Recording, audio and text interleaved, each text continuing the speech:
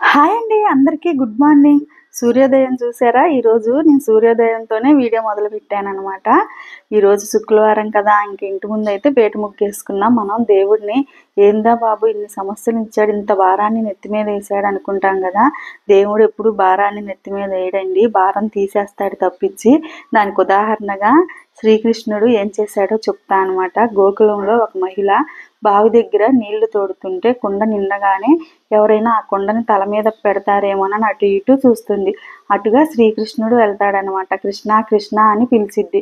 కృష్ణుడు వినిపించినట్లుగా వెళ్ళిపోతాడనమాట. ఈయనకి ఏమైంది అనుకుంటూ ఎలాగోలా కొండనెత్తుకుని ఇంటికి చేరుకుంది. అక్కడికి వెళ్ళేతలికి శ్రీకృష్ణుడు తన ఇంటి దగ్గరే ఉన్నాడు.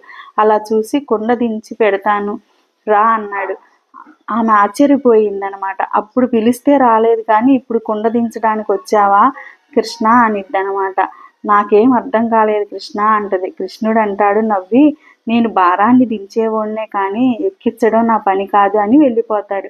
అందుకే ఎప్పుడైనా సరే దేవుడు మనకి సమస్యల్ని భారాల్ని వేయడండి, అవి మనమే ఎతుక్కుని తెచ్చుకుంటాం అనమాట. దేవుడు ఎప్పుడైనా మన సమస్యని భారాన్ని తీసివేయాలని చూస్తాడనమాట.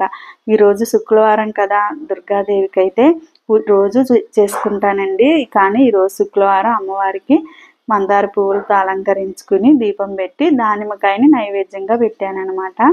అలాగే ఇక్కడ శివయ్యకి అట్లాగే చిన్న విగ్రహం ఉంది కదా దుర్గాదేవిది, కుంకుమ పూజ అయితే చేసుకున్నాను.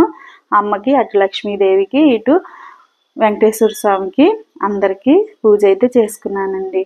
మీకు కనుక నచ్చితే లైక్ చేయండి, షేర్ చేయండి, సబ్స్క్రైబ్ చేయండి.